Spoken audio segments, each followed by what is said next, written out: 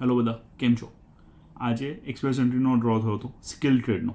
એમાં CRS score જે lowest હતો એ 426 હતો અને અપ્રોક્સિમેટલી 1800 પીપલ એટલે 1800 પીપલને ઇન્વાઇટ કર્યા હતા. ગયા અઠવાડિયે પણ એક ડ્રો થયો હતો. એ હતો એક્સપ્રેસ એન્ટ્રીમાં PNP બેઝ અને એમાં સૌથી ઓછામાં ઓછો CRS સ્કોર હતો 729 અને અપ્રોક્સિમેટલી 920 લોકોને ઇન્વાઇટ કર્યા હતા. હવે આગળ જતાં શું થશે, જે અમે લોકો અનુમાન લગાવીએ છીએ એના પ્રમાણે OINPનો સ્કિલ ટ્રેડનો ડ્રો આવશે અને એમાં મેક્સિમમ કેપ મૂકશે એ છે 426, that is 426 of the CRS score.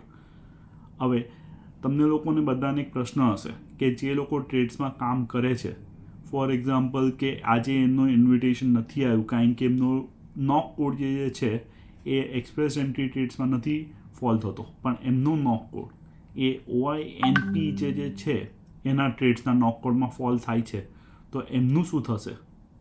અને એમને ઇન્વિટેશન જો આવવું હોય તો OINPમાં પણ નહીં આવે, કારણ કે એ લોકો કેપ કરી લે છે 426 પર અને એક્સપ્રેસ એન્ટ્રીમાં નોક કોડ ટ્રેડ્સમાં આવતો નથી એમનો, તો એમનું શું થશે?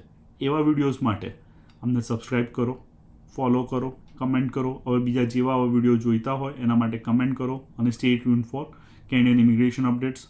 Have a wonderful day. Thank you.